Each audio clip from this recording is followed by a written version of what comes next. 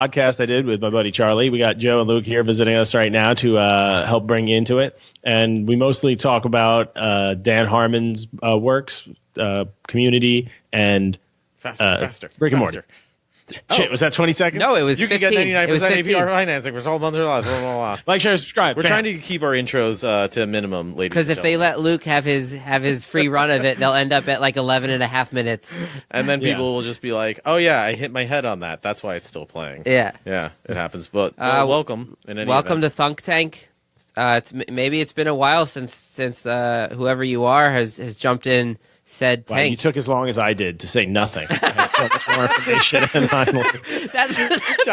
Johnny said like a half an hour's worth of words. Economy in like of words, seconds. sir. It's not just about content. It's about... Give me something, Joe. Quick. What is it about? You got nothing. You don't even have... It's not about content. You don't even have a content. You had nothing to say there. I think Johnny pretty much summed it up. Yeah. They did the a Dan podcast, Harmon. my buddy Charlie. So he's a jazz trumpet player. After listening He to was it... born in Lafayette in 1989. And Luke, do you have anything else to add in this voice? Well, the thing about before the war was... But we just have a little discussion, and he's a cool dude, and you guys should check it out. I play trumpet, he plays trumpet, and after I just listened to their conversation while driving around today teaching, and I think I've decided he's like the alter ego version of Luke who went the jazz direction. He is Bizarro Luke. He's like if Luke had been born as a jazz cat in the South, yeah. And that was his life. Super cool dude, though, so definitely... Oh, yeah, really, really, really cool insights, especially if you're a Rick and Morty fan, a Dan Harmon fan in general. I really... There was so much that I was listening to that I was just... Sorry, my mic's running away. There was He's done other stuff. We mostly focus on those two works because those are just the two shows we geek out on together when I see them. But there's so much to talk about with it, and I think... Especially, like, nihilism, simulation theory, like, all those things you guys that... do a great job covering those, too. So Dan Harmon does a good job of, it's really cool to listen to, so... And he has a podcast, too. We'll share this at him. Maybe he'll be interested in it. Cool. The other thing I was going to ask you, Johnny, is why the heck should people help us out by donating on Patreon? You know, that would be very helpful. I could get more of these guests. I would be able to I have a lot of interesting friends. We'd be able to get people in from other parts of the country and the world. We could better conversations. You're going Charlie Kelly with it. You're like, I got a lot of interesting friends. I'm trying. When you talk up like this, it's a sign that you're really just Australian or Australian. What? Australians always, or no, I think it's New Zealand. So one of them. Oh man, they don't like when you mix them this up. This has nothing. One to do of with them always end on an F. Well, we wanted to give a little Thunk Tank flavor packet before they swim in the soup of Dan Carlin. Yeah, that's what we wanted to do. Yeah. What did I just say? Anyways, wait, Dan Carlin?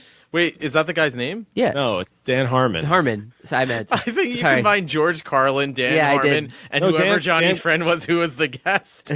Dan Carlin does a great history podcast. Yeah, Dan Carlin history. is. I said that name, but he's hardcore history. Yeah. This is all going off the rails. So we're going to cut it off now. And thanks for listening. And, donate on Patreon. Before I go, give us your money, Luke. And like, share, and subscribe. Let us know what you want. Boom. Yeah. Also, listen to the end. There's a rap battle. Not a battle, but just a one-sided... This is a huge battle. Best battle. There was rapping of all towards the battles. Oh, Johnny, I have one more question in this intro. Can you say the word irrevocably? Irrevocably. Oh, nailed it. Yeah. So you were drinking. I had a lot of stouts. Yeah, it was hard to get that one out. Listen to about halfway through. Johnny tries maybe 20 times to say this word because each time he's like, well, I'll get it next time. Yeah. He never gets it. Johnny, in your defense, because you said, oh no, Joe would be horrified at this, that's a tough one. And that's something, if I'm a couple of beers in, no chance I'm going to be able to say that. So I barely said it just now. Yeah. I'm like really happy I said it. I'm amazed he was able to say it. That was good. I wasn't sure until I did it. No, I'm not doing it again. You are utterly redeemed. Thank you. I feel better now. I forgot. Right, so, enjoy the ep. I hope you guys enjoy the rest. This will air first, and then be on the lookout for 2018 year in review. And Thunkiversary. We're about to record a Thunkiversary episode because we've been doing this 1 year. Yeah. So we're going to drink a lot of beer and get weird. And I'm going to talk about a new student I have who tried to roofie me. So, Dear God. So enjoy this episode. But enjoy this episode. Too much information. Hit the off button. Hit the off button. All right. Peace. Later. I mean, enjoy it. Attention humans, this is a Thunk Tank. Please insert this podcast directly into your nearest orifice for viewing pleasure. Okay, you ready? Oh shit. Welcome to the Thunk Tank.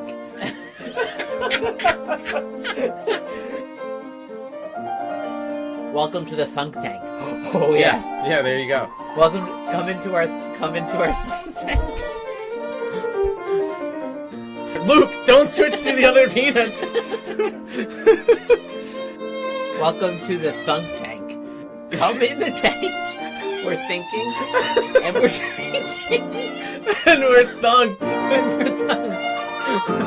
Oh my god, I'm probably more beer than man if we go far enough back at this point.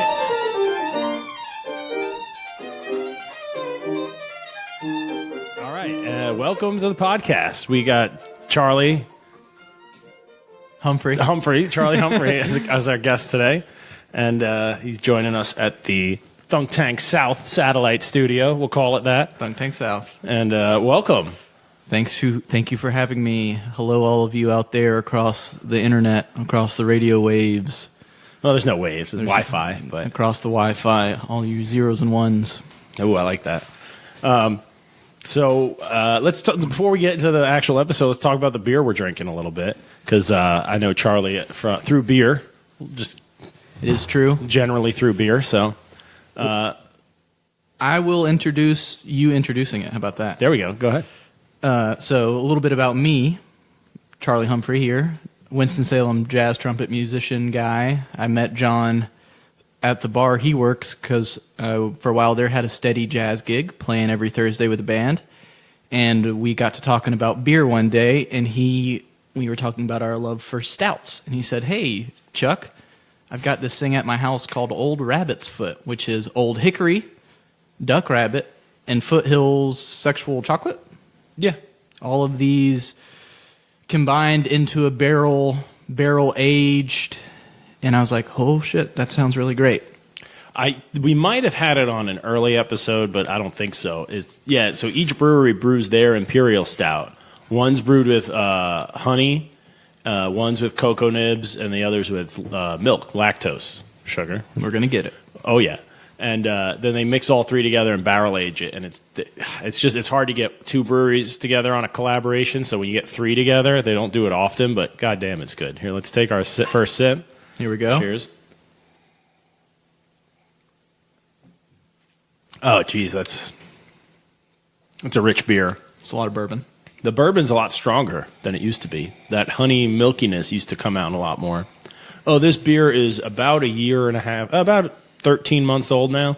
So it's been aging in the bottle. 10.13% alcohol. That's right. Damn, it smells like a rocks glass.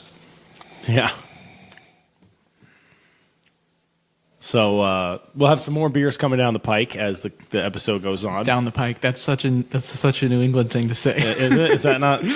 Oh yeah, we got to go down the turnpike. I guess they don't have pikes too much down here. We don't have them, but that's funny. That's all right. Well, we'll bring up the other beers as we open them, but this is a big one. It's going to take a while to drink all 10% of it. So let's just get into the episode then. Here we are, Thunk Tank Splinter Cell Edition.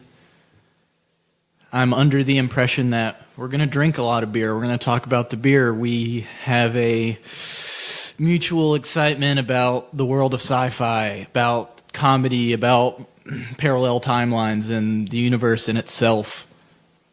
That's, where we're going to High concept sci-fi. Yeah, high concept sci-fi. What a good subgenre. Mm-hmm. I think we probably started talking about doing this podcast back in, I think it was late September, because I had just finished watching a rerun of Community and I had done my second watching of Community, and then I had also just watched my first run through of Rick and Morty. And you were like, "Oh, Dan Harmon did both of those," and I'm such a noob. I was like, "Oh, mind blown." And then Yeah, so we're going to just kind of do a general sci-fi cast, but our conversations keep coming back to Dan Harmon.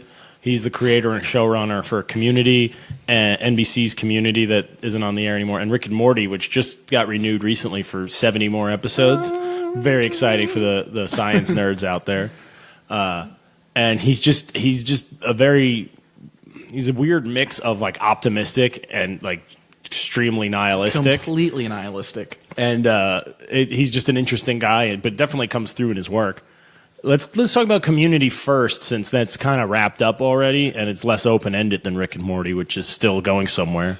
So Community is about community college, a bunch of random people in Colorado. You don't find that out to the last season, though. They just drop a hint that it's in Colorado. Yeah. Could be anywhere, but it's just a small community college and the kind of, second act of life, people trying to restart it. And it worked well with Dan Harmon's sitcom writing because the first season is very, sitcom-y. Very episodic. Boom. You got the whole guy's trying to get the girl, and he comes up with a terrible plot device to try to win her over, which is starting a study group. But in Dan Harmon's style, it just morphs into something, way bigger than that.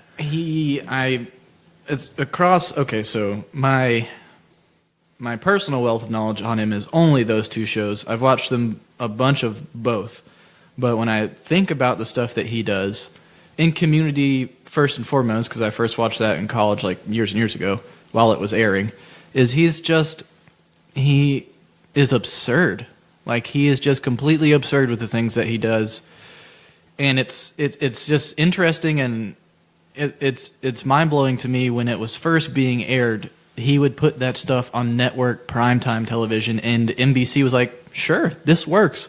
We'll do an entire episode where one of the main characters, Abed, this is maybe in the second or third season, has a complete mental breakdown, and the whole episode is a Christmas special in claymation. Yeah. And it was just one of my favorite Abed episodes. So, this is a good time to mention Abed is...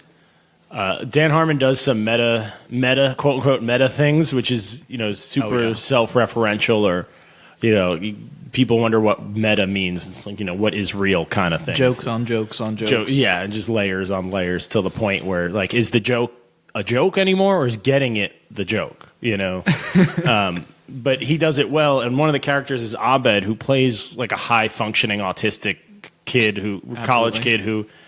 and a lot of them are older going to community college, which isn't that rare. But him and Donald Glover play two basically out of high school kids that are also there. But Abed's character is raised pretty much by television, and he doesn't really understand people or facial expressions, like severely autistic that way. Yeah, does not get social cues. No, but he understands everything television because it's quantifiable. So he sees everything through the lens of a TV show. And that's just his weird quirk amongst the characters. Like, Abed thinks we're in a TV show again, and he has to frame everything. But he's actually right. He is in a TV show. So he doesn't directly break the fourth wall by talking to the audience. But when he does, everyone around him gets really weirded out. They're like, who are you talking to? Like, if he does try to direct it, or like he tries to run the show within the show. All right, we're doing a bottle episode. Everybody close the doors. We're doing a bottle episode. And he's not wrong. It was a bottle episode. So you hear Dan Harmon's like Greek chorus through Abed a lot. I love it. Yeah. I would say throughout the course of the show, at the beginning, like you were saying, it is the Jeff and Britta, the Jeff and Annie, the sort of very mainstream American handsome man story. But then I think as the show gets more absurd and it does start becoming more self-referential, it starts becoming Abed as the main character, I think. Eventually, I think the whole show starts to rotate around him. I think the whole show was about Abed all along. And in his mind, though, the pilot has to be about the guy trying to get the girl, right? Yeah. Someone from up top with a suit and tie was like, well, I'll stick that handsome man up there for a while. Well, also, Joel McHale's character is this like narcissistic... he's a piece of shit. He's a piece of shit, yeah. A narcissistic piece of shit, which Dan Harmon definitely identifies with and has some self-proclaimed narcissistic tendencies, and he's a self-proclaimed alcoholic. And Dan Harmon. Yeah, you kind of have to be a great writer. That's a whole nother thing. My brother can argue with you, but you kind of have the confidence that people want to read thousands of the words I have to say. Sure. And a couple of drinks help with that level of confidence, But yeah, you definitely I see in Dan Harmon's personality, at least his public one, I don't know the guy, but just from everything else he's done, and is more so in Jeff Winger's character and Abed's character. Those are like the two parts I think of, because he's also a TV writer, so he's obsessed with that and probably sees everything through a TV lens as well. It helped me appreciate the show more, as basic as it sounds, that he was through Abed explaining what was going on. Because I was like, I am your, sheepy layman. I can watch Seinfeld. I can watch any sort of TV. But when he's up there, like being like, "Hey, Charlie," grabbing me by the skull and being like, "This is what's going on. This is the joke I'm making." I'm like, yes. I want it to be that straightforward and simple, because it's like, it can be right in front of your face and still be fucking brilliant. I think it's just Rick and Morty is even more that way. It's just like he is just putting it all up in front of you, and if you want to peel back the layers, you can. Yeah, well, and you can do so much more with animation. Yes, they could do so much more in Rick and Morty than you can on a network show with real humans, unfortunately. But this is a heavy beer. We're both pulling away from the mic and. Excuse me. Tangent. Not a tangent, but we'll just go back to the beer for a second. We're saying Old Hickory, Duck Rabbit, and Foothills, 3 Imperial Stouts combined into one beautiful 22-ounce kick to the nuts. Favorite brewery of the 3? Ooh. I've never been to Duck Rabbit. But I've had some cool beers out of Old Hickory. Mm-hmm. Might have to give it to Duck Rabbit. Duck Rabbit. I mean, Foothills is great too, but they aren't doing anything too inventive right now. I like IPAs and stouts are what they're known for, kind of. I like Old Hickory because I think that they have a couple of styles, Imperial Stout being one, that they do really well, and they know it. And they're like, all right, this is that time of year. We're going to put out that one beer that everyone likes. And then for the rest of the year, if you want it, come up to the bar and have a lager. But I'm going to have to switch it to Old Hickory. Yeah. I'm switching back because they do some cool stuff, too. They made an old-fashioned beer that tasted like an old-fashioned, the mixed drink, but it was a beer, and it was awesome. It was barrel-aged, too, so it had that bourbon-y. Tasted like a perfectly balanced cocktail. Their tap room is great. Yeah, they make very good dark beer. I've, as mentioned, am a jazz musician and trumpet player, and I've played like downtown festivals in Hickory before, and they always have, like, just off to the side of the stage, they'll have a couple of kegs where they give the band beer for free. And I'll say, I don't know what their flagship is, but their basic stuff, very average. Old Hickory? Mm-hmm. In my opinion, like their pale ale, their lager, it's a pale ale and it's a lager. But this like special release stuff and the dark beer stuff I think it rises above a lot of North Carolina beer when it comes to dark beers. Yeah, that's pretty good. Yeah, I just like it because they have a cask ale at their tasting room. They have a what? Cask ale.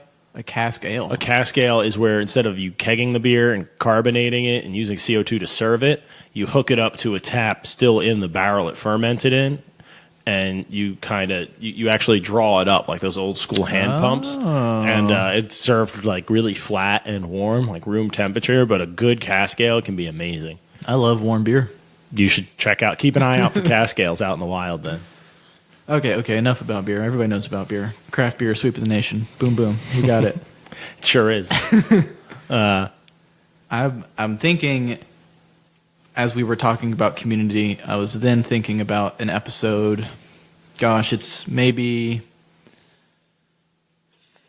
the mid. It's like right at the end of when Dan Harmon was the main writer on the show, and he was like he was in his wheelhouse at that point. And there's an episode where Annie and Abed and Troy are all living together in that apartment, and they have everybody over, and they play a board game. And this board game turns into this weird alternate timeline concept where there becomes like a dark timeline. Dark Abed with the goatee. It was the pizza was being delivered. And yeah, Jeff wanted to roll a die to decide who has to get the pizza. And in Abed's mind, that just caused too many variables. and randoms that because he's always trying to figure out, well, why is this person upset? I can't tell. So I have to like do detective work and figure out. And he keeps charts of the women in the study group's menstrual cycles because he couldn't understand why they were upset. And when he's like, oh, I can use this to quantify it. And I get it now. This time of the month, Annie is a bit more reactionary. Yeah, and so like that's the way he has to organize the world around him. So when he was like, yeah, you might have 6 random possibilities coming up. Yeah, Abed couldn't handle that, and he imagined all these alternate timelines. I loved that. Well, first of all, I loved in that moment, okay, so there's 7 people in the study group, and Jeff Winger says, okay, whoever's number hits the die, and he starts counting 1 to his left. Yeah, he goes, starting at my left, yeah, so you're number 1. He's never going to get called. Nope.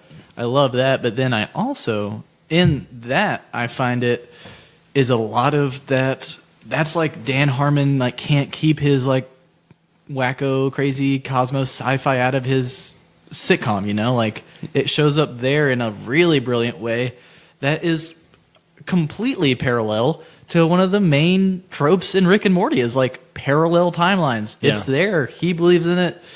Shit, I don't know anything about the cosmos, but parallel timelines, like, that's just wild stuff to write about. Yeah. I think it's more, he has this like nihilistic, like celopalism, let's call it, which is the idea that you're the only thing real in this universe. You're like, I'm in a dream. I'm dreaming right now, and everything around me is a projection. Like, you're not really here in the studio recording this. I'm just imagining it. Like, I'm the only real part. Mm-hmm. And, you know, whether that's true or not, it kind of is true for each person because you can't tell if anyone else is really experiencing things. So, do you see green the same way I see green? Right. Yeah. Yeah. Exactly. And so Rick kind of. All right, let's just jump to Rick and Morty then, because this is a good time as any. Great show. We're not going to set it up too much. If you're on the internet listening to this, you probably know about Rick and Morty. You know about the internet. Yeah, if not, you should go watch the pilot and then come back. This isn't going to make any sense otherwise, and it's a 20-minute amazing pilot. But why don't you set up the show generally? Rick and Morty, animated. I was watching it before I came over here and realized it's TV 14, which I think is completely absurd. It should be like TV 21. But it's like late night animated, completely adult humor. Rick and Morty, grandson, grandfather, Rick being the grandfather, he's the smartest man in the universe. Yeah, that's the premise. And he's a complete nihilist. Mm-hmm. And that's it. He's also very narcissistic and a raging alcoholic. Oh, we're something's repeating itself here. Yeah, there's a trend there, but I just love that combination of he's super arrogant, but he also doesn't think anything means anything, including his own. You know, it's a weird, like, why are you trying so hard? Like, why is it so important to you to prove you're the smartest guy if like you're the only one that it would be worth proving to, right? He's like, there's an episode where him and Morty literally turn the entire planet's genetic code into some wacky, they're like some weird amphibious antimorphic bullshit creature that is completely unrelated to humans, and Morty's like freaking out, and Rick's like, why does it matter, Morty? Opens his portal gun and says, let's just go to a different Earth. They show up to a different Earth, shoot themselves, bury their own bodies in the backyard and say, here we go. Yeah. Let's just live in this life now. Well, because there's so many timelines, they actually didn't even have to kill themselves. They just picked a timeline that was exactly the same, except in that moment, instead of ruining their world, they happened to die in an accident. So everything else is the same, but they die horribly in this timeline. So it was the perfect one to just move in because no one needs to know they died horribly. They'll just jump from theirs, which they ruin. It's that sort of absurd humor, that sort of dark, nihilistic shit that I love. That's my favorite part about Rick and Morty. I was watching an episode in season 3 before I came over here where he takes Jerry, Morty's father, Rick's son-in-law. He takes Jerry to some, outer rim bar. Or like a Dave and Buster's in space kind of thing. Yeah, right? And they can't die. Mm-hmm. But because there's some immortality force field surrounding this planet, and there's a very quick scene where you see 2 little kids having fun in the bar. One shoots the other one, he gets back up, and they keep playing. One shoots the other one, he gets back up, and he keeps playing. Then, about 3/4 through the episode, the immortality shield breaks, and the very first thing you see is that same kid shooting the other kid and dying. And he's like, and the other kid's like, hey, get up. Yeah, because they've been doing it all day. How fucking dark is that, man? That is just like, that's TV-14? Really? Yeah. That's like, but they're alien kids. They're not real kids. Oh, okay. So okay, they're not human. I do love that episode, though. Yeah, that was what I was watching just before I left, and it was just like, season 3 is, that whole show is absurd. So we could tie this with Community too, which what I loved about Community as a sitcom is it took place in a college, a community college. Now, there's a lot of shows that will take place in something like that, which is like a workplace comedy or something, but like something where it's a finite part of somebody's life, like let's say a high school drama or something, and it's still going on 6 seasons in. It's like, when do these people graduate from high school? Like, nothing's changed. You're still the junior that's getting in trouble from the principal. Like, you have more facial hair than the principal at this point. Like, you're 25. What's going on? And Dan Harmon doesn't seem to do that with his shows. Like, Community changed season to season. The first season, Jeff was too cool to be there, and by the last season, he's the only one still permanently there, and he's kind of an embittered teacher. Yeah, he's a better person, but he's not happy with he's stuck there. And a lot of the other people have either moved on or have ended up back there because there's nothing better. But their roles actually change from season to season, episode. It's not like a normal show where everything's back to normal. Everyone learned their lesson, but then they're back to being mean to that character again. Next episode, it's like, wasn't that whole last episode about bullying and you learn to be nice to each other? And now they're the comic relief again because that's the formula for the show. Like, his characters actually will change and grow.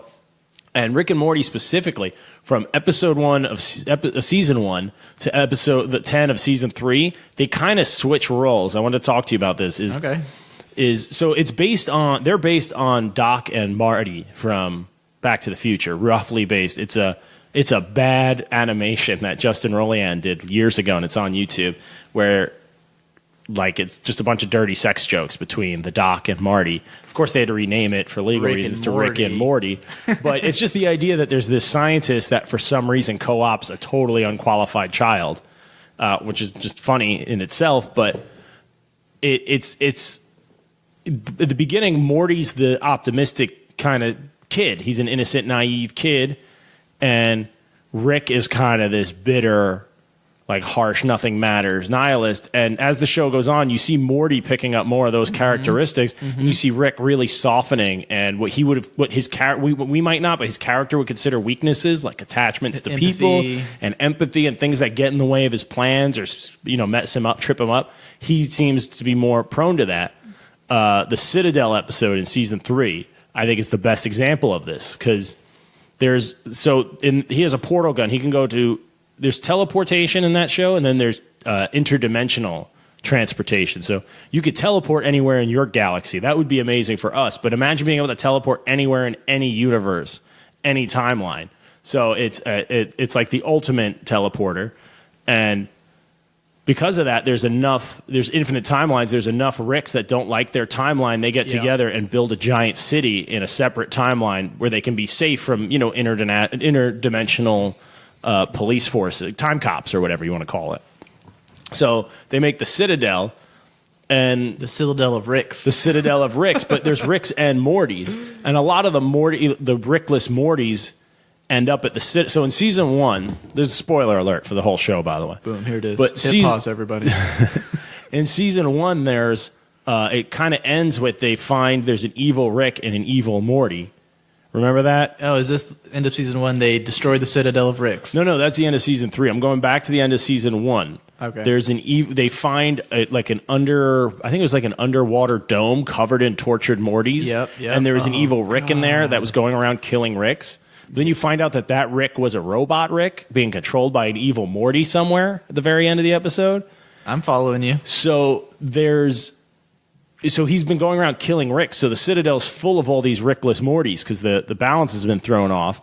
And then that same evil, I'm convinced it's the same evil Morty, he engineers the political process of the Citadel to run for president, and he unifies the Morty vote while there's like 6 Ricks to split the Rick vote, and he gains power that way.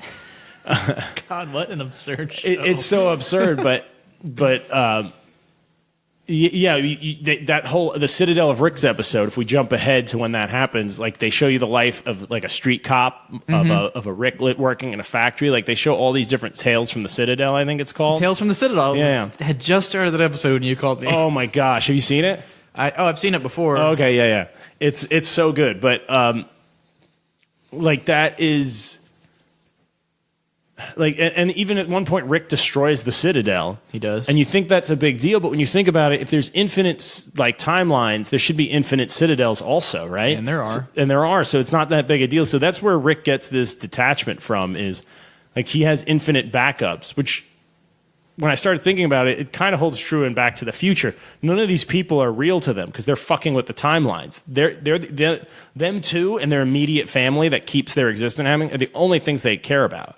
Yeah. They don't actually like all these players because they could just go back and fix it if they need to. So they these are just like NPCs roaming around in their game, in the movie, NPCs. You know, and they don't really, it doesn't really matter. It's like, oh, I got to save Doc. It's like, even if I'm going to crash this train or throw this, or who cares how it affects the timeline.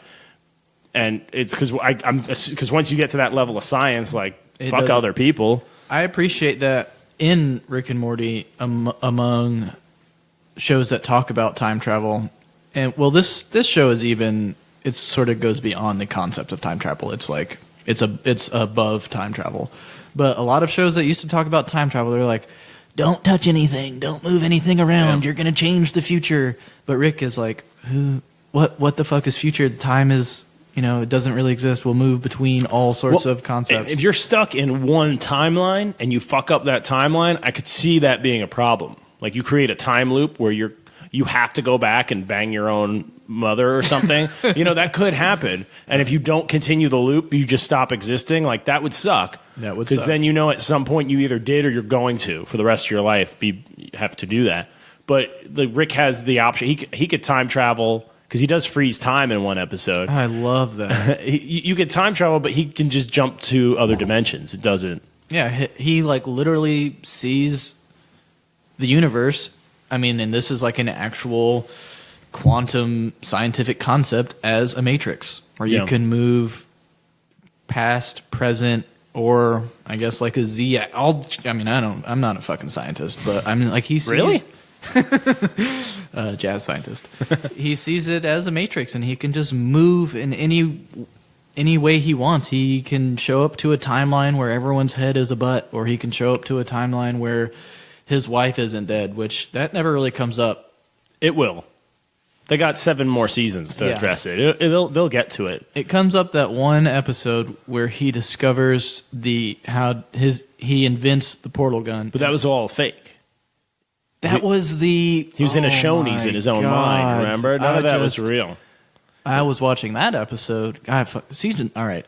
If you've never watched Rick and Morty, just fast forward to season 3 and then watch everything behind and then start over and watch the whole show. Just binge the whole show. Like 4 times. They're like 20-minute. I've seen it probably about 4 or 5 times. That Shoney's episode, that's one of those. That's a great example of him with his empathy. He turns himself into the Intergalactic Federation.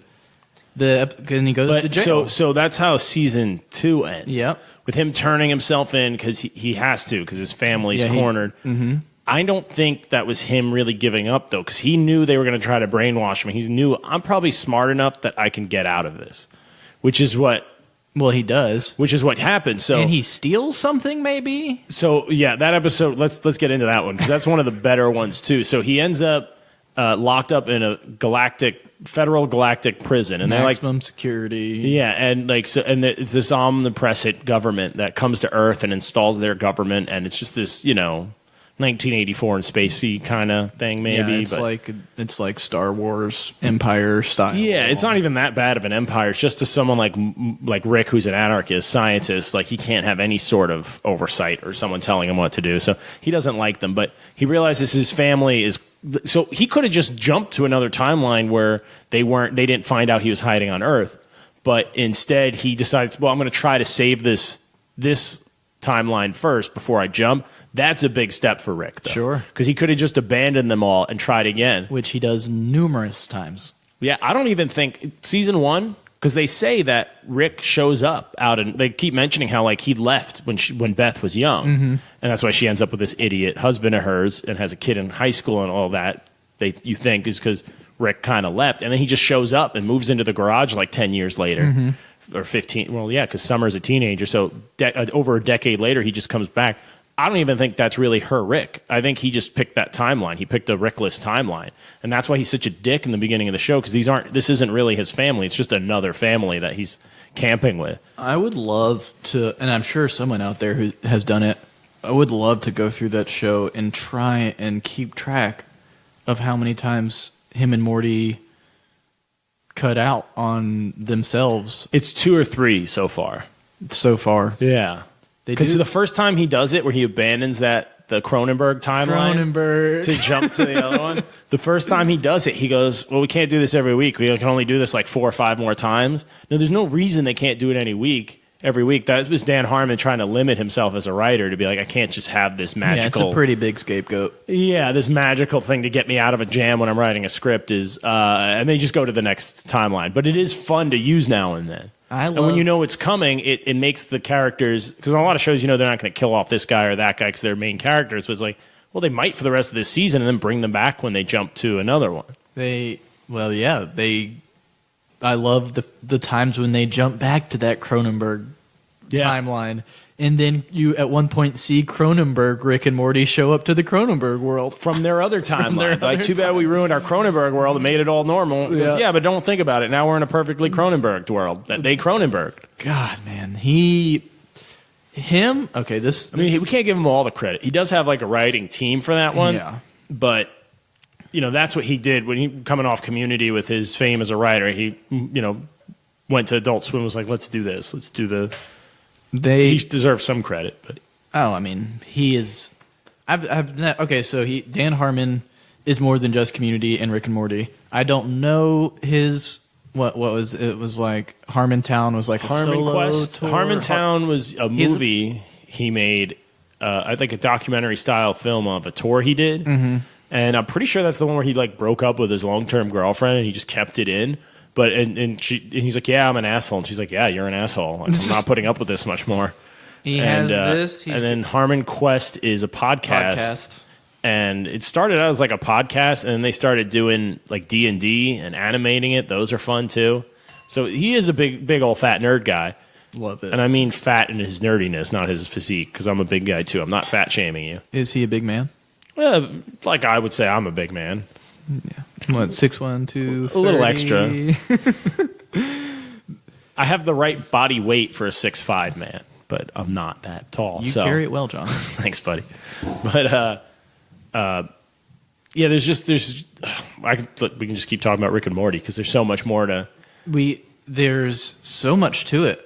I mean, the first time I watched it, maybe over the last 4 or 5 years, I'm 27, so maybe since I was like 23 or something, I've been like sort of just as a hobby really fascinated with like basic quantum physics and concepts of like imploding stars and the cosmos and like God is dead and all this kind of stuff. And then this show happens and it's like, yes, it is just like sort of baseline.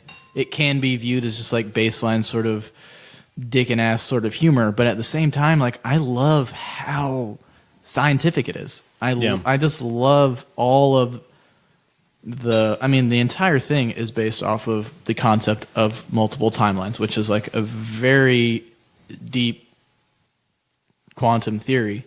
But then at the same time, I've talked to friends who are like, oh, I love Rick and Morty because it's like a show about nothing and it's like super surface level. And I'm like, well, I don't get that, but that's an interesting view on it too. Because like from episode to episode, you can just laugh at every fuck you, Summer, fuck you, Morty, every little joke like that. And it's like, there's just so much there. Like some of it can go right over your head or you can hone in on,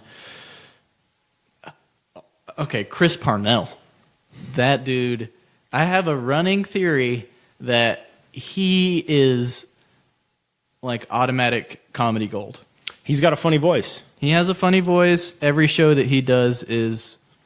so Chris Parnell in this show is Jerry Smith, father of Morty. And he's just like the complete dunce. I mean, it's like super... He basically is the straight man. Because he'll just say things so dumb. Yeah. Because he's so dumb. And Rick just has to be like, you're so fucking dumb. But that's what his role was. If you look back at like some of the best SNL skits he did, where he was the straight man. He also does... he's Dr. Spachemin in Dr. 30 Spachemin. Rock. He's so good in that, yeah. Remember, you have surgery tomorrow, so don't eat anything beforehand because I'll have a big breakfast waiting for you. He just had so many great throwaway lines, but he also is on Archer. He plays Cyril Figgis, and he's definitely the straight man on that. He does Incredulous really well. He shows up in Bob's Burgers, which is great. I literally think that anything he probably just like catches wind. He's like, oh, these guys are doing something funny. I'm Chris Parnell. I'm going to call him up and be like, get me a role. I mean, obviously, Rick and Morty, he was in from the get-go. But I just think that him as like he's never the main character of anything. I guess I wouldn't call him the main character in this show. No. But he is... It's called Rick and Morty. It's called Rick and Morty. But he's just... I have a running theory that Chris Parnell is going to show up in anything that I find funny that's coming out new these days. Okay. I think he's hilarious. I think that he might just have a similar sense of humor, so he doesn't sign on projects unless you would like them also. Yeah, we could be friends. I believe it. He seems like a nice guy. I could be friends with him. I think I could be friends with H. John Benjamin. Yeah. Though that dude might just be the weirdest person on the planet. And I don't know if I could be friends with Dan Harmon. I think that he might be too dark for me. I don't think he really has friends. I don't think he's ever going to have anyone close to him his entire life. Dan, if you're out there listening... We're here for you, but we don't have much hope. No, we'll put our phone numbers down at the end. You can call us if you're in trouble. I'll put Charlie's phone number. Yeah, I'll put down John's address. Okay, that works. Yeah, pop by anytime. No, he doesn't even listen to Rick and Morty stuff, let alone... interact with the fans, so we're safe from that. You piece of shit. Thank God. But he must be an absolute atheist, because there are a couple of moments throughout Rick and Morty. Well, I have a clip of him. There's a YouTube video that they put out like a year ago, and it's just a 3-minute video, but I just have like the last half of it in a clip I'm going to play. And they ask him what's the meaning of life in Rick and Morty. Like, what's the meaning of life and what is it for Rick and Morty, kind of.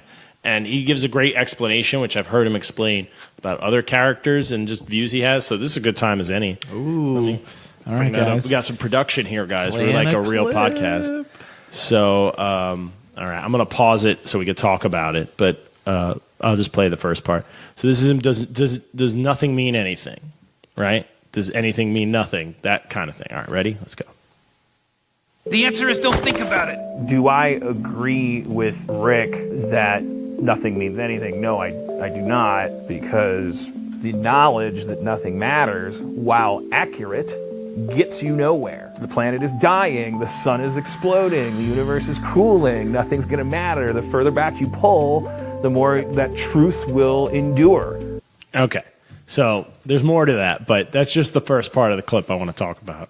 So that's kind of a like optimistic. Like when you hear nihilist, let's just, because I've said that a few times. Mm-hmm. You know, my first reaction is in The Big Lebowski when they're fucking nihilists, Donnie.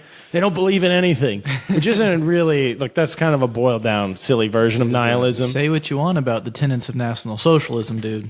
At least it's an ethos. Exactly. Thank you. You're coming back for our Coen Brothers episode. Big Lebowski is the number one. Okay, well, let's get through Rick and Morty, and then we're going to just talk about Coen Brothers for the rest of the Nihilism cast. Is the belief that nothing matters, and so nothing you do matters, and so nothing you do has any sort of definite... Well, so I don't know if that's necessarily nihilism. That's the conclusion drawn from nihilism, which is people attribute to the philosophy. The idea is that nothing has a meaning, in that, like, there's no secret meaning to this or to the universe. Like, God's not testing you. Like, you got to make sure when you die, like the good person pile and your bad person pile, because there's some type of scoring matrix. There isn't. It's just meaningless. Which, because I have a friend who's like a big nihilist. He has nihilism tattooed on his arm in giant letters, which I find funny, but whatever. We've debated this because it means so much to him. He got it tattooed on him. I was like, it's kind of ironic, and then it led to a whole discussion about what it really means. But that's like I'd call it optimistic nihilism. I'm sure that has a different meaning, but it's that idea that he just said, well, yeah, nothing means anything as a starting point that can be useful, but as a conclusion it's useless because that doesn't get you anywhere to realize that. But once you realize it, you can go, oh, like I can pick and choose what's important because nothing's important. So then I'm not any more wrong or right if I decide, family's most important or drugs, sex, and alcohol or rock and roll or jazz or whatever it is. Like, so you get that kind of, I feel like it's liberating in some ways in an intellectual level, but it's got to lead to these pits of despair because you're the only one propping up your worldview at this point. It's all on you. So if you're having a bad day or you're losing confidence in your decisions, there's no bigger framework of the church or society or because you've none of that. You don't give a shit about any of that. You've figured this out for yourself. So and that's where a lot of art and creativity lies. So there's something to that. But what do you think before I play the rest of the clip? I think that, and I'm not an academic. I'm just a fucking guy reading and learning and whatever. But I think that what you're explaining, that's a big beer, is sort of paralleling a concept that I sort of, okay, so I think of existentialism as a philosophy as almost that sort of brother to nihilism where it's like, and if you're an existentialist, you realize that like, in a sense, your day-to-day activities do not matter because you're on a small rock rotating around a tiny sun, rotating around a tiny galaxy in a universe that's expanding every second. But that doesn't mean that you still cannot be a good person to the common man. And so I feel like maybe... But see, that's you can decide that because you're not wrong because you're also not right. If there is no right answer, then whatever you decide, as long as you decide it, it's right, which is kind of great. You can still be good. That's why there's so many upbeat atheists out there because they're like, oh, there's not this omnipresent God that's like judging me constantly. And if there is a God, he probably doesn't give a shit about me. It's kind of liberating. I can decide to be a good person. I can really enjoy being a good person. It's remember when you used to do chores so your parents would notice because you were trying to get them to get you something or a toy or something. So you tried to go out. Like that's a lot different than just like now as an adult just cleaning the house because you feel no one's telling you to. Yeah. Like you could live in squalor if you want. I do from time to time, but it's nice to just do those things for yourself and decide that you want, Because you know what, John, say you do live in squalor and say, at the end of the day you die because you're living in squalor and then your mailman finds you. That doesn't really matter though. Yeah. But it doesn't mean that you can't still not live in squalor and still do the dishes to make your wife happy, et cetera, because you are still here on this planet. Your own life can have some meaning, even though on the cosmic scale, it doesn't have any meaning. Yeah, you can do the dishes because it'll make her happy, or you can do the dishes because it'll keep her from annoying you. Mm-hmm. And either way, you get to decide why you're doing it, right? Yeah. So that's pretty cool. So even though that's comforting to me, it's like a nice warm blanket. It is, right? But if you choose not to do the dishes, we're still rotating around the sun. It's true. Yeah, the world's still spinning. I like that idea. But I find it relaxing, I do too. But let's hear the rest of the clip. All right, so let's go into the rest of the clip. So actually we're almost to it, so I'm just going to play right where it left off. But when you zoom in on Earth, when you zoom into a family, when you zoom into a human brain and a childhood and experience, you see all these things that matter. We have this fleeting chance to participate in an illusion called I love my girlfriend, I love my dog. How is that not better? It's a real treat to be raised by parents that force themselves to be together instead of being happy. Knowing the truth, which is that nothing matters, can actually save you in those moments. Nobody exists on purpose. Nobody belongs anywhere. Everybody's gonna die. Come watch TV. Once you get through that terrifying so that is one of my favorite lines in the series. And that's right after they Cronenberg. They leave, so they ruin their planet. They irrevocably. Man, hold on. Irrevocably. I can't do it. Down south, we call it foobar in it. Foobar in it? Yeah, fucked up beyond repair. No, I've heard that expression. It's a lot easier to say. Irreparably? Irrevocably. Irrevocably. Foobar. I'm so glad Joe's not listening. He does the Thunk Tank, Joe and Luke with us. If Joe was here, he would give me such a hard time. He's the writer for me not being able to say this word I've said correctly before. We're going to move on, though. Just because I know they wouldn't let me move on if they were here, and they're going to be angry hearing it. So, what was I saying before I couldn't pronounce a word? They just foobarred the Cronenberg world. Oh, so yeah, they just beyond salvation. Like everybody on the planet, except for their immediate family, are these grotesque monsters, and they're all sexually attracted to Morty, and they want to eat him after they have sex with him. So really unsustainable. You can't live there. And what we're talking about with existentialism, you can't just live your life the way you want in that world, right? you lose some choices. So they jump to another world, and then it's later in that season. You said they bury them in the backyard. It's later in that season, summer. They have these VR goggles, and they can see the different timelines. Oh my god! So interdimensional television. It's basically like the portal gun without the traveling. So you can just kind of peek voyeuristically in on the different dimensions that you know. And one of them, and all of them. Summer's either playing Boggle with them or doesn't exist because she is one tangent of a bad decision they made. Yeah. So that like upsets her. And Morty's trying to explain that like nothing means anything. Like you're not even my real sister. My real sister I abandoned on some world. She could be dead for all I know. But you know, nothing means anything, so just come watch TV. We can decide spending time together watching TV is what matters, because there's nothing above that we should be aiming for, we have to reach for. And that is great.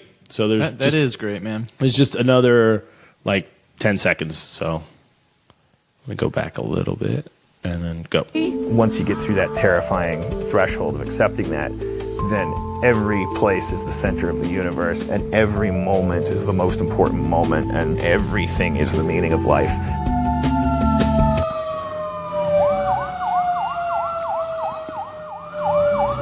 So it's the genius place. And I just left that in there because there are sirens outside of his interview, and he said they're coming to get him because he's a genius. Mm-hmm.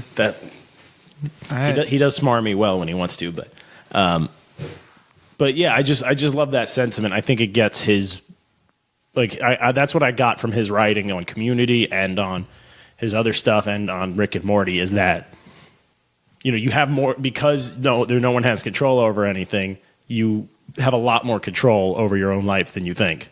I love it. So for all you surface level bitches out there that think it's just a fun show about farts. Yeah, come on now. See, you can really dive down. But this brings me to another thing I wanted to cover, which is Rick and Morty fans kind of have a bad reputation as these you're not smart enough to get it kind of people. You know, the I am very smart type people online. Yeah. We call them trolls. Yeah. Hopefully they're trolls, right? But there's got to be a lot of them that genuinely I'm surrounded by idiots. You guys can't even laugh at the same. You can't enjoy Rick and Morty in the same level I can. Do you get that joke? Do you need me to explain that joke to you? And it's not so much not getting it or getting it. It's that the needing to point out. Did you get that? I got it. Mm-hmm. Did you get it? Because if you didn't, you know that I did now. But did you get it? Did you get the other joke that was? You know? Did you get them both? Yeah. And there really is kind of a bad reputation. It's somewhat well earned for Rick and Morty fans online. But hey, all you Rick and Morty fans out there, be better, okay? It can be funny to anybody. It's TV-14. It can be funny to a 14-year-old. That's right. You know, if you were 15, well, probably a bunch of them are these 15-year-olds that think they're geniuses because they have the best score in their AP class or something. Quit playing Fortnite. Yeah. Yeah, I'm still not sure what it is exactly, but I don't like it. No. That's how I know I'm getting old. What, are you talking about Fortnite? Yeah. I was at a wedding, and I didn't know any of the songs they put on, except for, the Michael Jackson and Stevie Wonder stuff. Every other song, I'd be like, what is this? And they'd be like, it's so-and-so. It's all over the radio. And I'd be like, oh, I guess I'm old. Rick and Morty is highbrow, but you know what? It's not highbrow for you to point it out to people. Exactly. Okay. Yeah. Gosh, yeah, we all get parallel timelines. We get it. Yeah, if you grew up in the end of the 20th century, beginning of the 21st century in the West, you get it. You know what they're doing with time travel. Like, it's been redone so many times, but that's I feel like I'm in the I'm the lower percentile, man. Sometimes I have to be like, hey, Alex, will you explain that to me? Oh yeah, I'm married to a scientist. That happens to me all the time. But then every now and then she'll do something so egregious it makes me feel better. Like were you there when she was telling the hospital story? Yeah, you were. She's for work or something. She's near a hospital. I forget where. But it was an office building, and she just offhanded, this guy was showing her where to find some records, and she's like, "Yeah, he took me down into the anals of the building." And I think you were there. Were you not there? But me, Scott, and someone else, we all looked at each other, and she kept going with the story. And I was like, it's annals. It's the annals of it, not the anals. She's like, no, it's anals. I'm like, it's definitely not. Can you stop yelling anals at the bar? No, it's screaming? Anals, like, the downstairs of the building. The back end of it. That stinky back entrance to the building. Yeah, so every now and then something like that will happen, and I'll feel better. But most of the time, it's the other way around. That's great. I used to think the same thing, jumping back and forth about Community, where it was. I just finished rewatching it. It is like more so a pretty surface level primetime TV sitcom, but you can also just grab so much from it. It's like I love all okay. So the paintball episode. Which one? I they did 4, I think. I'm a huge fan of the first one. I'm a huge fan of it because, so the paintball episode is an episode that's like the last episode of the season. It's a finale, and it's pretty much. It's the kind of thing you always thought about in high school. Wouldn't it be so cool if we could get like a school-wide paintball, airsoft, whatever kind of game, but like in the school, which everyone's been bored in school, college, high school, so whatever. Daydreaming. And you think about that, about having a water gun fight, or when you walk around a corner, maybe it's just a guy thing because boys are. It wanders. It wanders like that, and we're militaristic minded to begin with in general. We want to hit each other with sticks. But, yeah, I remember there's one area of my school where there was, like, a staircase thing, and I was like, oh, man, that would be so fun to try to defend that in, like, a paintball-style game. So, yeah, it was just perfect. But it's episodes like the paintball episode, and this episode's like the Pillow Fort episode, and it's episodes like the claim, and it's stuff like that where it's like you can take it for, oh, this is just a funny episode about paintball, but then also you can like look at it and it's like Dan Harmon is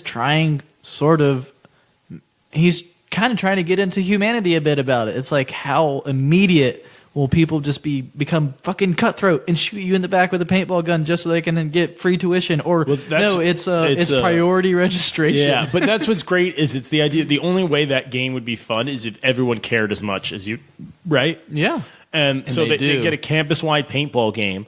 The last person that doesn't if you get any paint on you, you're out. And the last person without paint on them got priority registration, which they could pick their classes.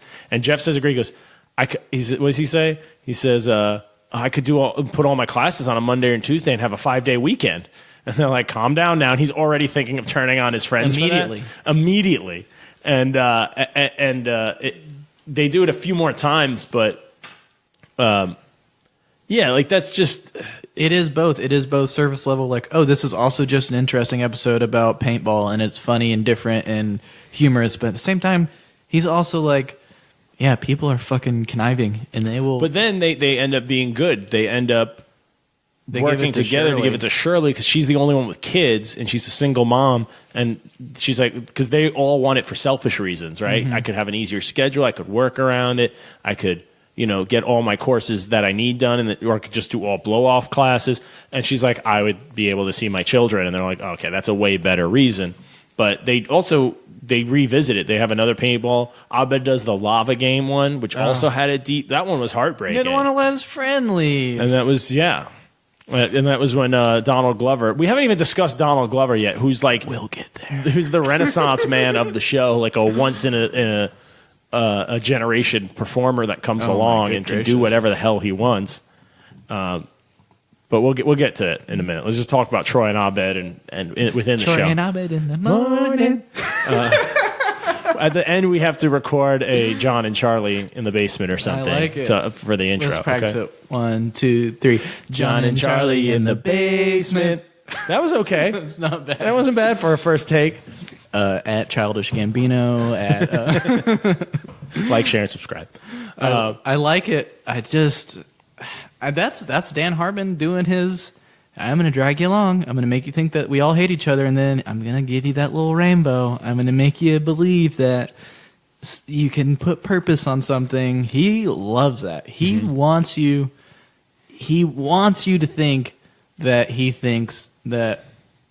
He wants you to think that he's like a cold fucking robot. So the first paintball episode is great because they go through all of that, and Jeff goes full Die Hard. There's a lot of parallels to Die Hard in it, including like the taped gun to his back and the ripped T-shirt with like his inexplicably dirty. I mean, he's so handsome though. Well, that's what the great joke is in that show. He's kind of odd looking. He's very big, very tall. He's tall. He's got kind of a huge forehead, and like I just love that they chose him as like the heartthrob because he's like real world hot, you know? He's not Hollywood hot, but he's like real world in your community college Spanish 101 class. He's probably the most attractive guy in the class. No offense to you taking community college. That's the only amount of college I got, but I definitely wasn't the most attractive guy in the room. But that wasn't that hard of a position to get either. Anyways. Well, you did marry a doctor, so. I tricked her into it. She wasn't a doctor when we got married. So. Lock that down, folks. Before that diploma comes out. All you guys and gals putting your significant others through med school, lock it down. Lock it down. Lock it down. Right? And then they get so used to you, they don't even know how to function without you. They got those science brains, then they can't go. Boom. Then you got them. We got her. She's up there eating guacamole right now. Right? To watching the dogs eating guac. Like, I'm down here having fun with Charlie. Yeah, we're talking about Rick and Morty. Yeah. Don't tell her to listen to this episode. I want her to figure out my strategy, though. Hopefully she skips this one. Oh, okay. Let's dedicate a little bit of time to the lava episode.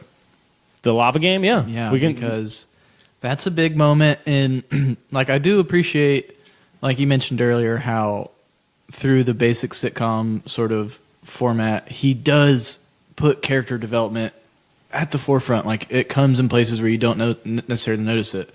But it's not like you can literally, I mean, you can watch 150 episodes of Seinfeld, nothing changes. And that's the premise of the show. It is a show about nothing.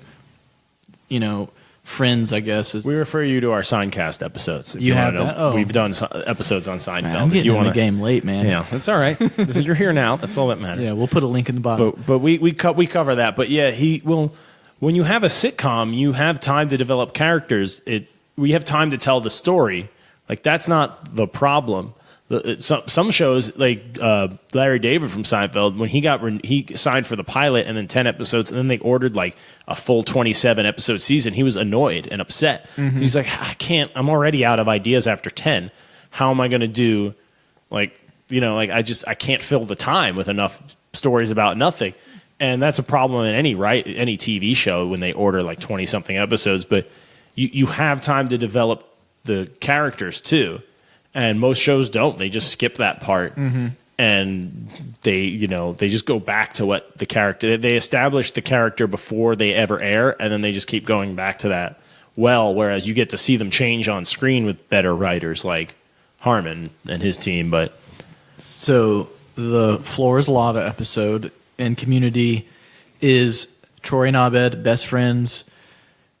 Abed Troy's leaving community college. He's leaving the show, and they write it in. They write it in pretty well, but the premise is, as a goodbye present to Troy, Abed decides to do a school-wide, and I love that immediately the entire school's on board. They're like, fuck it, because they've done it before. They did pillows. They know how it goes in this school. Yeah. So knowing.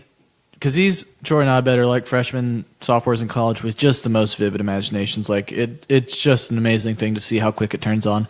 But he does a Floor is Lava. Like, goodbye, Troy, Floor is Lava, knowing that's like, this is my last way to keep my best friend here.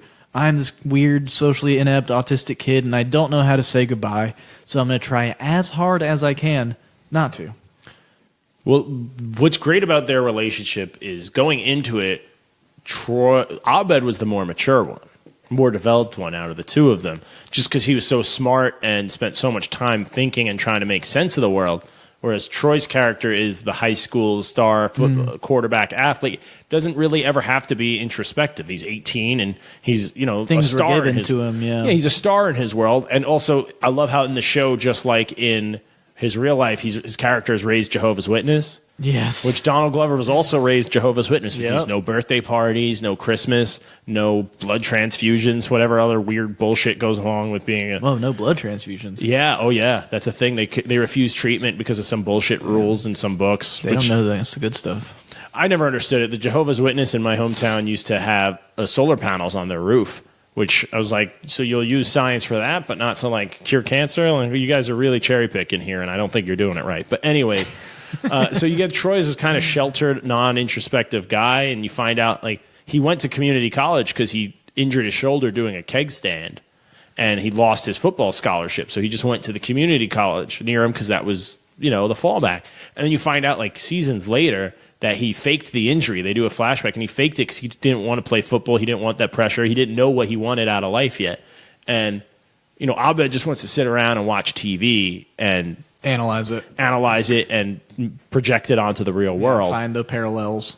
And for Troy, that was like, that's what he went to college for, was to figure shit out. And like they try to force him into the air conditioning repair school, which we're going to get into that too, versus being a plumber. So much. And he thinks that, I got to choose one or the other. It's going to ruin my whole life if I don't make the decision now. And he kind of realizes that's what he felt like in high school or whatever. And he decides, for now, I'm just going to watch TV with my friend because that's what I want to do. And it's not until Pierce, Chevy Chase's character. So the way he gets written off the show, because Donald Glover was done with the show. He didn't want to be on it anymore. He asked to be written off. I think it was, and this is just Hollywood hearsay, but it's equal parts. Chevy Chase is like actually a racist and a piece of shit, allegedly. But I also think that his mixtape just like popped off, and he was like about to go on tour as Childish Gambino. Yeah, he wanted to become a rapper, and was he was a writer for 30 Rock before, at like 18, before he got Community. Like, he was an established comedy writer, and then they found out he could act, he did stand-up, and he can sing. Like, he really can do a bunch of different shit. So it's like, why are you still... Like, he made enough money off the first however many seasons of Community. It was like, you're a young guy. Like, you can't need this paycheck right now. He says it in an interview. He just... I shouldn't just throw Chevy Chase under the bus. I apologize. I mean, he's an established asshole. I don't know about the racism thing, but he is like legendary for being a dick to people. Right. And I think Donald Glover was just like, he says in an interview I watched, he was like, they tried to like put him in that corner. Like, what? He's like, no, I just wanted to do something else. I'm talented at so many things. I just wanted to move on to something else. And I believe that a lot of people say that when they get shit canned, specifically, not just in... he walked media, away from that show. But yeah, and some people, when they walk away, they try to justify it when really it was a huge mistake. Like Darren from Bewitched, that's the famous one. You ever watch that show, Bewitched, from back in the day? Is that with the little cat that talks to people? That's Sabrina. No, that's Sabrina. Bewitched is from like the 60s or whatever. The guy marries his wife. He doesn't realize she's a witch till they get married. And then it's just like, oh, my wife and her witch of a mother-in-law. But she's like, so it's mostly those jokes, mother-in-law jokes. But she's actually a witch that could do magic by like wiggling her nose or whatever it was. I think that was Bewitched, right? Was that I Dream of Jeannie? That's I Dream of Jeannie. No, I think it was Bewitched. I think I Genie was the head bump. Yeah. No, it was. She wiggled her nose and she could cast spells and shit. But why did I start talking about? Oh, Darren. So Darren, after season 1, the show was a hit. Darren got all full of himself and started like demanding they rewrite his scenes and give him more money. And they're like, yeah, you're done here. She's the star. And they just brought in another actor and called him Darren. And it's obviously a different guy. And they've done it a few times. It happened with JJ and Good Times. Dynamite. Remember that guy? He got boom. Also good, but he also got too full of himself. I'm like, you can go then. We don't need to do the show without. We can do the show without you. And he's like, yeah, I'll be fine. And then they try to come back, and I don't believe that with Donald Glover. Oh no, But so the character Troy, when for whatever reason Donald Glover wants to be written off, the character Troy, when he the way he leaves the show is Pierce's character, Chevy Chase's character, is this crazy old rich guy who has no friends or family. So he just keeps taking classes at this community college because it's human interaction for him, which isn't that crazy of a character. It's pretty normal. A lot of people join those things for the community of it. He's also the... he plays the old rich white man trope on the show. He does. Crazy old white man says, or whatever. Says that's a Twitter account that Troy starts, right? But yeah, the way that Troy leaves the show is when Pierce dies, and he's a part of some weird fucking religious cult in the show. I can't remember. I forget. What it's called. like something Buddhist. The something. Buddhist butterfly level something. Yeah, I'm a level 7 Lotus or something. Lotus. But it's clearly a cult that's like designed to rip off rich people. Yeah, it's like let's make fun of Christian. Let's make fun of Scientology and Mormonism and combined, kind of. Yeah. But when he dies, he leaves his sailboat to Troy, and with stipulations, millions and millions of dollars of wealth, and the stipulation is you have to become a man by sailing around the world in the sailboat by yourself. Or, wait. No, he has to circle the world in his sailboat, but with LeVar Burton. Because LeVar Burton is Troy's hero. And he's deathly terrible. I never wanted to meet him. Just a picture. Yeah. So whenever he's like in the show, is his favorite person ever. And he tells Pierce this, and so Pierce tortures him by bringing him around, and Troy just locks up. Like, he can't handle it. Like, fight or flight. There's the third option to just freeze in terror. Like, that's what Troy would do every time LeVar Burton was in the room. He can just stare at him wide-eyed like he was trying to kill him. I love those And scenes. so it seems mean, but on the outside, but I think that was Pierce trying to be like a good person, trying to help Troy's character. Because, like, you need to learn to overcome these things. And part of being a man is recognizing your heroes as people, right? And having the confidence to see them as an equal in the world. And he does. Finally, when he leaves and he has a dramatic goodbye, LeVar says something like, "Are you going to be weird this time?" He's like, "No," and it's Captain Troy. Let's get the lead out, Burton. And like starts ordering him around, and it's like, so you see the growth that character has had from the last time LeVar was there, which was like a few seasons before. And he goes on the trip, and as far as we know, he makes it. The show ends before we find out. I do love what Pierce said. I wish I did it and didn't cheat, because his dad offered him the same deal when he was young. And he didn't take it. The whole thing. And he said, "I cheated. I what is it? I just hung out off the coast of Belize for a year and did coke with John Denver," which sounds awesome too. That's not bad. In the 70s or whenever it was, like that sounds like a great time. But yeah, circumnavigating the world would have been a lot cooler with LeVar Burton. And like I love that like his dad gave him the option clearly, and he chose John Denver, and they just fucked off. And Troy's option is clearly LeVar Burton, which is great. I mean, you need a chief engineer if you're going to circumnavigate the globe. Oh, God. Oh, okay. Well, that's also one of the best lines in the show when he does meet Troy and he's trying to eat a meal with him, and he just starts singing the Reading Rainbow song to him, thinking it would help get through to him because he hasn't spoken, and he just cries and runs out of the room. And you remember what LeVar Burton says? He just shrugs his head and goes, "More fish for Kunta," and starts eating off of Troy's plate. Like, it's just the writing is so good. I love LeVar too, that he'll go on and make those jokes. More fish for Kunta. That's tough. And like he just shrugs like, okay, like there's no one in the room. He's just saying it to himself. I don't know if it doesn't look good for my bubbly white privilege, but before that moment in that show, I did not know that LeVar Burton was Kunta Kinte. You never saw Roots? It aired way before our time. I never saw Roots. Was that pre-STNG or post? Oh, way before. That was in the 70s, I think. So he was Kunta. That was like his first role. He was young. More fish for Kunta? We could talk about Roots another but it's great. It'd be a one-sided conversation. It's the first like miniseries they showed in order. They used to show when they did like miniseries got big in the 70s, and they would show like one episode a week or a month or something for 6 weeks or whatever until it was over. And since it was, a story about slavery and all that told from the slave's point of view, the studios weren't convinced that America would like it, so they just show it all in a row. That way if they hate it, we get rid of it in this one block of entertainment. Jam it in there. Jam it in. So they showed it over the course of like 7 or 8 nights or something. So it was every night, and it was the first so it was one of the early like binged shows. Because people saw an episode and like, oh my God, when's the next part? Tomorrow? And so people just tuned, and it was an amazing thing. But we'll talk about Roots another time. Hey, podcast world, I need a beer. Oh shit, we do need a beer. We need this. This is a beer drinking ceremony first and foremost. I'm gonna pause, and then we're gonna start off with a beer. And we're back. Okay. And we're back. Or we'll edit it into seamless perfection. It doesn't matter. Yeah, I don't know how to do that. Yeah, it's fine. And we're back. And we're back. Oh shit, I left the can over there. What kind of describe the beer I just poured? This beer is wet. This beer is carbonated. This beer is Aslan, which I believe is a Virginia brewery. See, you know beer. Yeah, my buddy Spencer Soden, he's never listened. He's too cool for podcasts these days, but he's a big snob. I think he brought some of this shit home. This beer is a hazy Herndon, Virginia. This is. Would you call this New England style? I would say it's hazy and fruity, and probably maybe it's filtered. I would say unfiltered. Definitely unfiltered, I would guess. But yeah.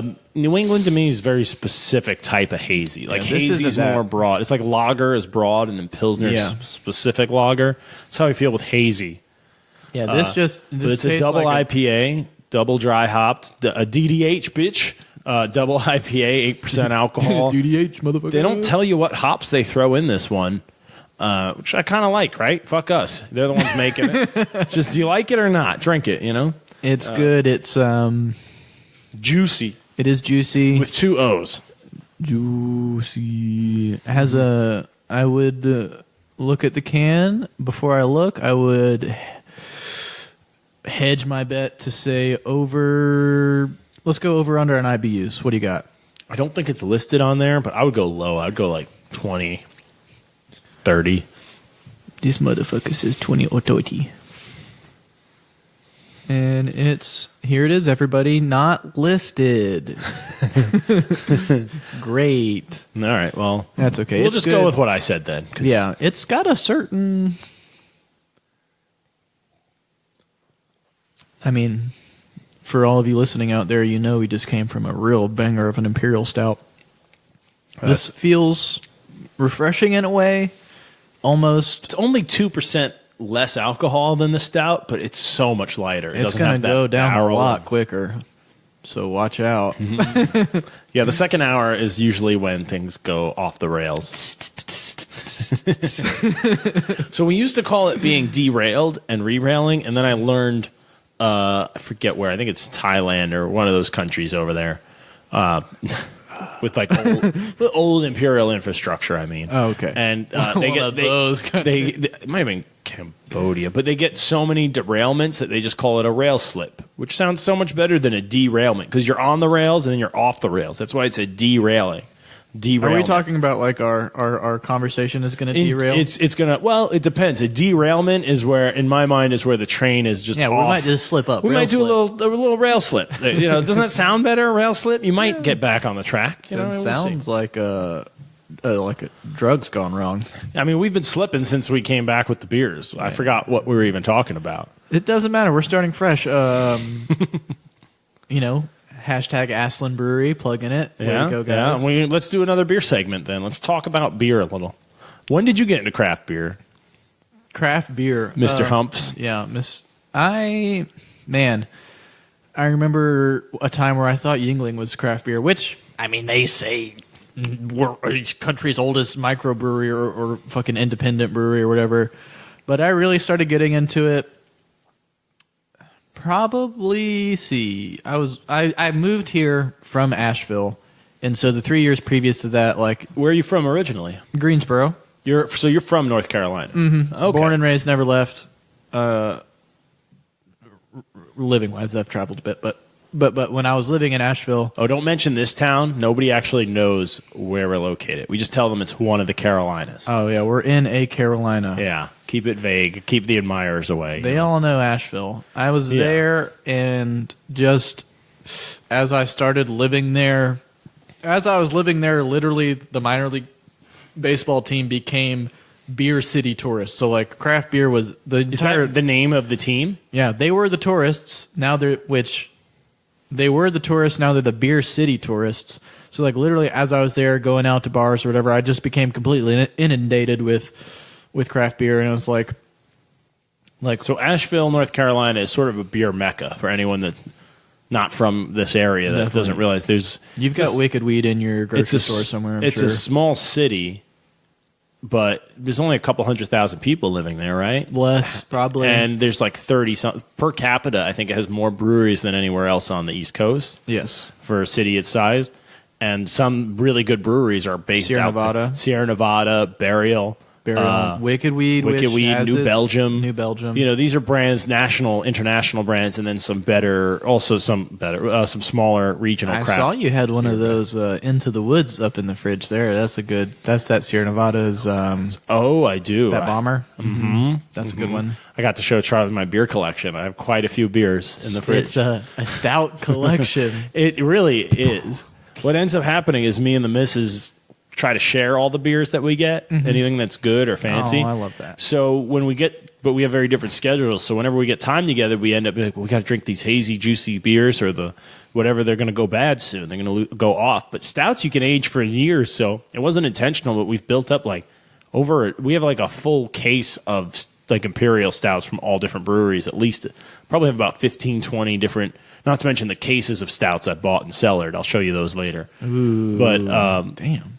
Yeah, so beer mecca over here. There's a lot of beer going on, but Asheville is kind of a special thing.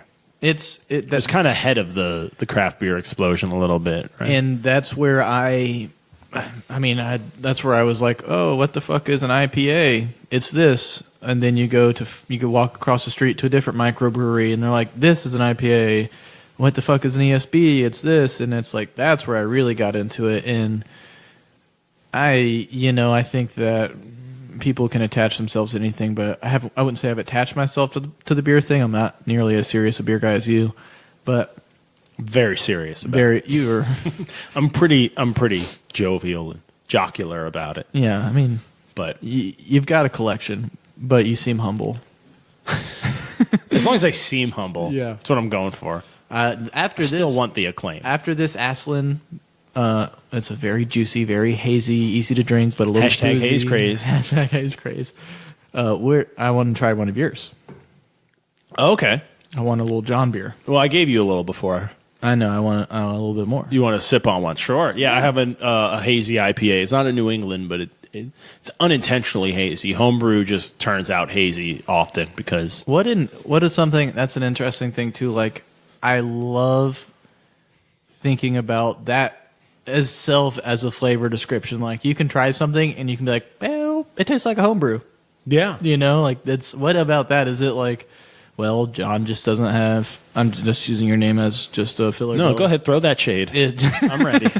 John just doesn't have the world's cleanest lines, or maybe he doesn't filter his water perfectly, or maybe it's just you taste something that you know is going to, like, oh, I'll taste this IPA, and then I know if he makes the same thing next time, it's going to taste different just because of the variables. But, like, I've had sometimes I walk into a brewery and I'm like, oh yeah, that would be good for a homebrew. I know. I've gone to breweries where you're like, this would be a great homebrew. I would not pay for it, but this is a great homebrew. And then I've had homebrew where I've been like, I would pay for this. What do you think is that? What is the this is a homebrew flavor? What is that? What is that? So getting it's all about levels of control. Yes. There's a reason that McDonald's tastes the same everywhere in the world, or Bud Light tastes the same everywhere in the world at any given moment, no matter how far you are from the source. Like, that consistency is, even amongst craft brewers, like, that's impressive. They're making shitty beer, but it's impressive that they can make it so consistent. Exactly. Yeah, you got to give them credit to that. So in beer, there's so many variables, but the biggest one is fermentation. A lot of people don't. Even breweries don't take it that seriously. They put a lot of effort into the malt, what kind of hops we're going to use, and they just throw the fucking yeast in and let it do whatever. But That is because if I take a batch of beer, when I boil the wort, this is before it's beer, it's really sugary wort, no alcohol. The sugars get turned into alcohol. I can take a batch of wort and put it in 10 buckets with 10 different yeast strains, and you're going to get 10 different beers out of it if the yeasts are different enough, because you get so much from fermentation. So a lot of home brewers specifically will put a lot of work into what kind of hops I want, this or that, and then they just throw whatever yeast the local homebrew store had, because they all carry pretty much the same 3 brands. And they kind of just throw whatever yeast in and leave it in a closet. Well, your house is at a pretty consistent temperature year-round, right? So that's the temperature your yeast is at. You're not going to get a lager at that. You're not going to get a really good saison if your house is too cold. So that's what that chest freezer upstairs is for that I have. Mm-hmm. You have yeast in the freezer. No, that is my temperature controller. So I have a controller. It's not just a freezer running at negative whatever or running at 0 degrees. I have a controller, and it's got a probe in the beer. So if the yeast, because yeast will move and create body heat the way like a busy bar gets hot. Sure. It's just the body's moving. So if you don't pull that heat off, you get these nasty off flavors, these like kind of gross solventy rubbing alcohol, nail polishy. And you get that in homebrew a lot. You can get that in brewery beers if they aren't taking good care of their beer, which is really egregious and upsetting. But a lot of it's just process. And unfortunately, my beers aren't the same every time. I don't have that level of control and consistency. But I've repeated recipes that turn out the same. That's always exciting. But yeah, we can do homebrew. We'll do a homebrew after this, and we'll talk about homebrew a little bit. We will. But let's get back to it. We were talking about... So I have a Rick and Morty fan theory for you I want to throw at you. One of the theories is that Rick and Morty are the same person. That Rick is just an older Morty. And that's why he is at the same time super patient with Morty and like helpful when he doesn't care about like the universe, but he won't go out of his way to save the universe, but he'll sacrifice his own life to save Morty sometime. Other times he won't, though. And then, at other times he just gets so angry or fed up with how dumb Morty can be, and it's because he's getting angry with himself. How do you feel about that theory? Rick and Morty being the same person. I don't know if I can conceptualize it in the sense that, like, a common theme throughout the show is Rick has Morty with him because Morty is so stupid that he masks Rick's intelligence so his brainwaves can't be tracked by the government, the Universal Federation. But do you believe that? I think it's more so that he can't get exposed as like a rogue Rick. If he has a Morty, there's so many timelines. How many timelines is just a Rick, just a Morty, or most of them are probably Rick and Morty. So if he keeps a Morty around, I think there's signal loss there. It's an interesting theory. But that's not what he says. I'm not chewing in on it. Rick and Morty are not the same. They have distinct differences philosophically, morally. I like them as a pair. I like them as a duo. They're not like a classic Batman and Robin type, but like I can't just figure them being the same, because so clearly is Morty not Summer's brother and Beth's son? Yeah, but at some point maybe in his future he goes back in time or something, or goes into some point maybe he travels to the future where he learns all his Rick knowledge and then he comes back as an old man.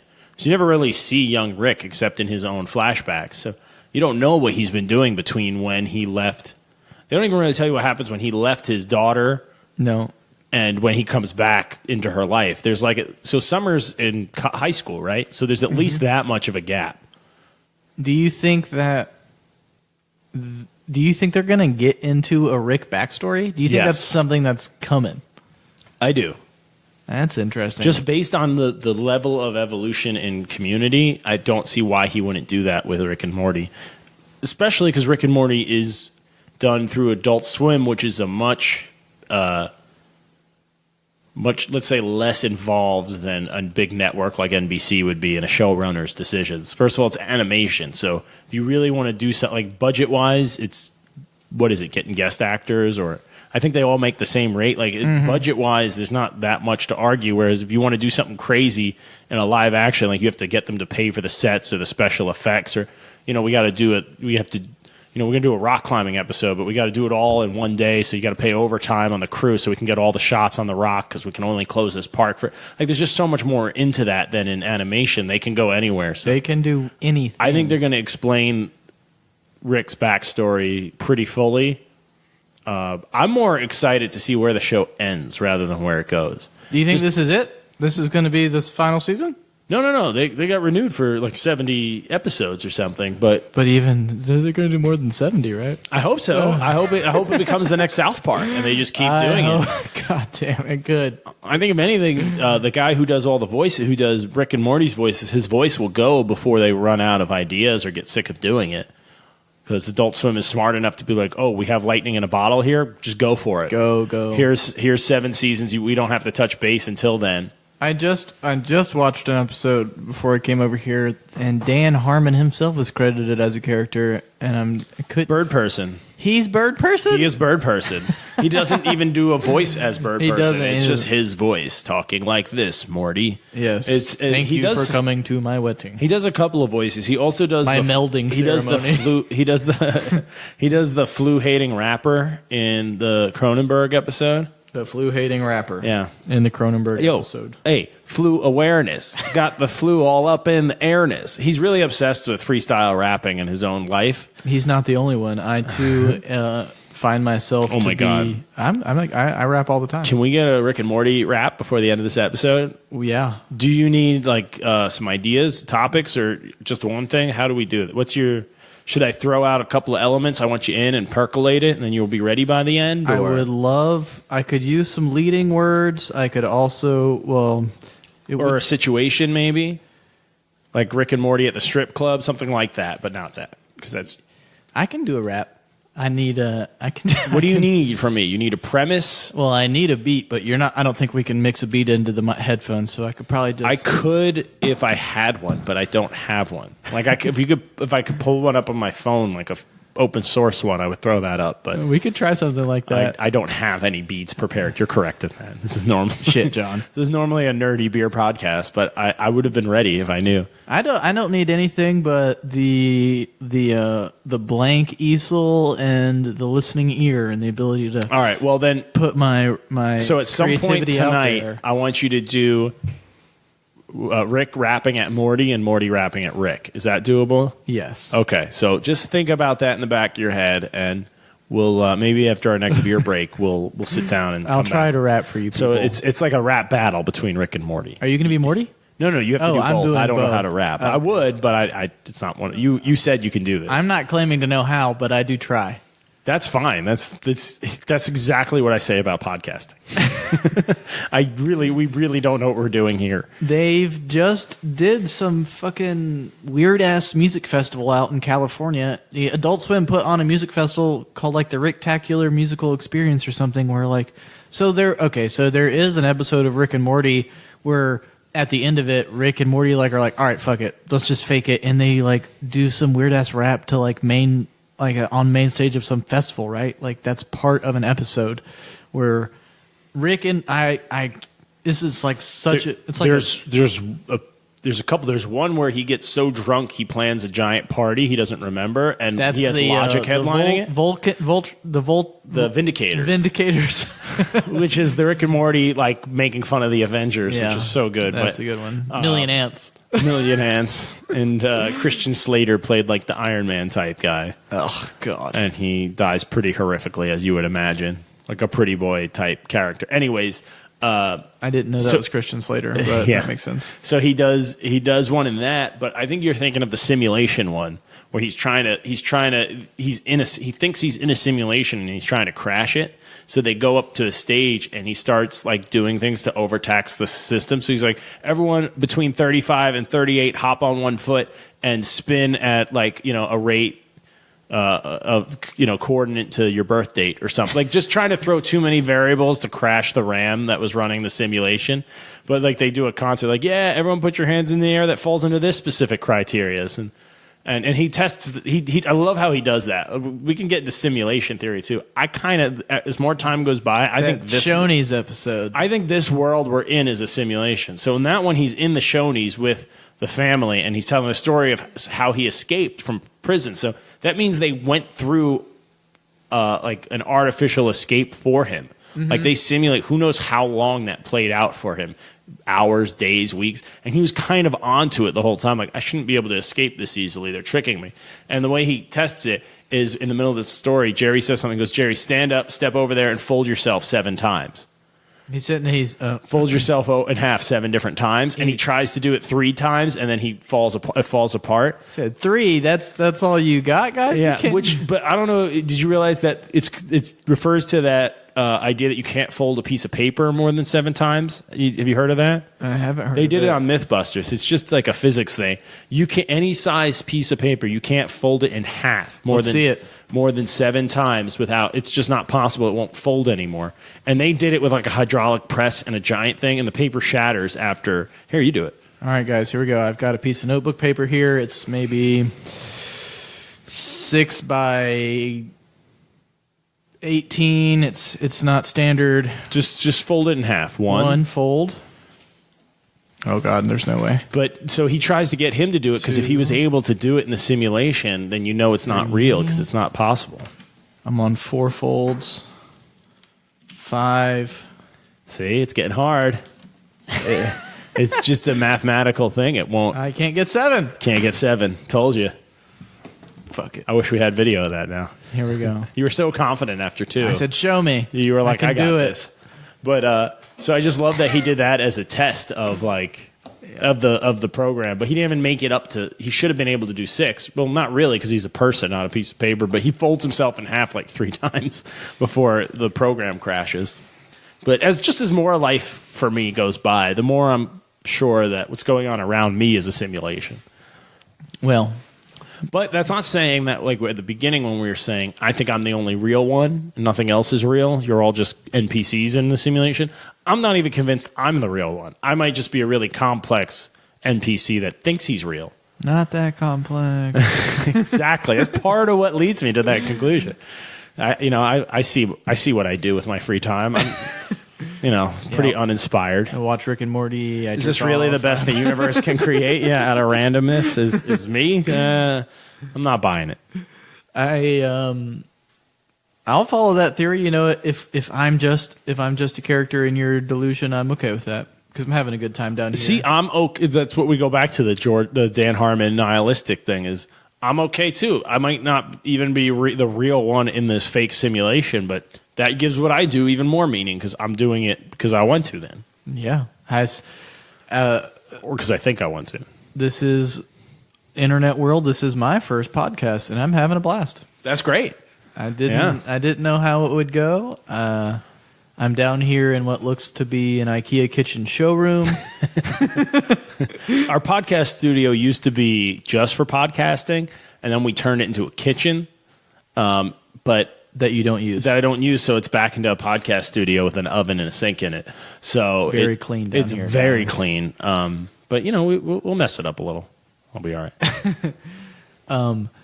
We were talking about... We can wrap this up soon if you want and start a new recording, because hour and a half is about an episode. That's your max? Okay. Usually, but we do a lot of 2-parters, so let's wrap up this half, and then we'll launch into another. Ooh, I like the pun. Let's wrap up this half. I'm having some fun. I got Rick and Morty on my mind. I can't even see the time go by. He's an interstellar galactic scientist, and I'm feeling a little sick because his hazy IPA... Ah, fuck. Oh, man. Do you need a beat? I could try to do a beat. All right, go ahead. You try to do a beat. No. Do something different. All right. Okay. No, what do you want? What's natural? Do what's natural. I don't want to. I'm not dictating.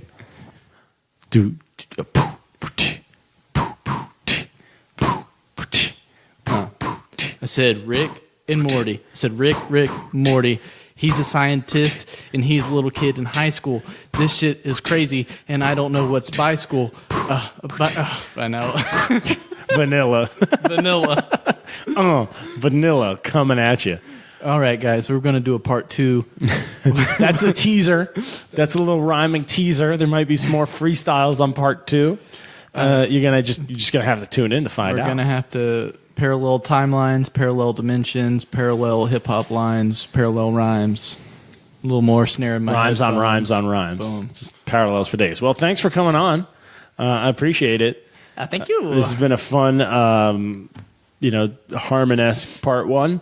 And hopefully we get enough and you guys come back for part 2 with the wonderful Charlie Humphreys. I hear you have an album coming out, though. Let's plug that on this episode before we go to the next one. That's great. I've mentioned a few times a musician. I play in a... Gosh, I will go ahead. I'll just play in a R&B rock and roll based band out of Asheville called Moves, Moves. Find us on Spotify. We're releasing an album by the same name coming up. There's some videos online.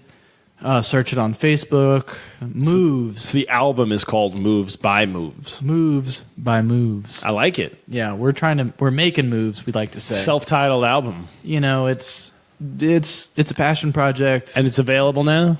The record is not available yet. There are singles out there. There are videos out there. I am blessed to be in the backing band of a very strong core group of songwriters. I just play the trumpet and the piano. Check out Moves, Moves, because we're making moves. Yeah, I like it. All right, so we'll put a link in the episode description. And thank you, Funky Fucks, for listening. All right, I'll see you next time. Bye.